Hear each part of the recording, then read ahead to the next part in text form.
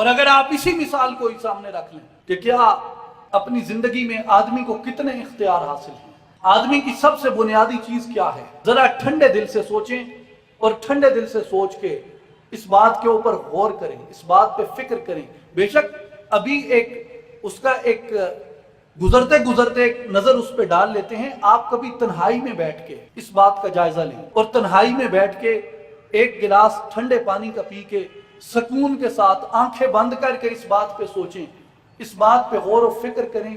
तन्हाई में बैठ के सिर्फ आप हों और आपका दिल और आपका ज़मीर हो और आपका अल्लाह उसका गवाह हो कि हमारी बुनियादें क्या हैं, मेरे इख्तियार क्या हैं। सिर्फ इतना सोच लें कि मेरी शनाख्त क्या है। मेरी शनाख्त मेरा कबीला है, मेरा खानदान है जिसमें मैं पैदा हुआ। अब मुझे ये बताइए कि क्या मेरे या आपके या किसी और के इख्तियार में है कि वो कौन सी शनाख्त अपनाएगा। कोई बंदा अपनी मर्जी से कहीं पैदा हो सकता है कि मैंने फलां खानदान में फलां घर में मैंने पैदा होना है। क्या मेरे जिस्म को या किसी के जिस्म को ये इख्तियार हासिल है?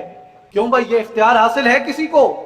किसी को ये इख्तियार नहीं है कि वो कहां पैदा होना चाहता है। दूसरी बात, मेरे इस जिस्म की हिफाजत और इस जिस्म की मुहाफिजत है। क्या किसी को ये इख्तियार हासिल है कि जिंदगी भर उसके जिस्म पे कोई आंच ना आए, जिंदगी भर उसके जिस्म पे कोई चोट ना आए, जिंदगी भर उसके जिस्म में कोई फ्रैक्चर ना आए?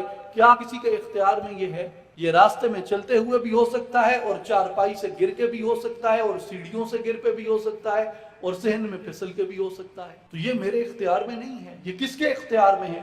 अल्लाह के इख्तियार में, जिसने पैदा किया, जिसने जान दी, जिसने रूह फूंकी। और क्या मेरे इख्तियार में है कि मैं कब मरूंगा और कहां पे मरूंगा? जगह का इंतखाब करना, वक्त का इंतखाब करना, और मैं कब तक नहीं मरूंगा इस वक्त का इंतखाब करना, और मैं किस जगह पे नहीं मरूंगा इस बात का इंतखाब करना, क्या ये मेरे बस में है? किसी के बस में है?